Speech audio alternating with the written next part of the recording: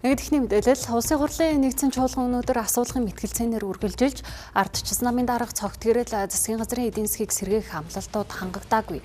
Дэд сайд нарын томилгоо иргэдийн итгэлийг бууруулж байна гэж шүүмжиллээ. Харин ерөнхий сайд Цандашдар өнгөрсөн жилийн хүнд нөхцөл байдлыг дурдж, валютын ханш тогтворжиж, инфляц буурч, эдийн засаг сэргээх арга хэмжээ үр дүнгээ өгсөн гэдгийг онцолж байна. Хүртээмжт эдийн засгчин хүний хаалгаар хүрэгчэнд нь амжиргаа болж орж ийн үгүй гэдэг л асуулт байгаа. Тэгээд засгийн газар зүгээр юм гарчиг тавих маягаар, юм гоё афоризмтэй, гоё зурагтай постэр хийх маягаар ажил хийгээд байна. Ийм гарчигаар битгий ажил хийгээч. Бид нар цаг хугацаа маш бага байна. Эдгээр чинь та бидний адилхан цаг хугацаа.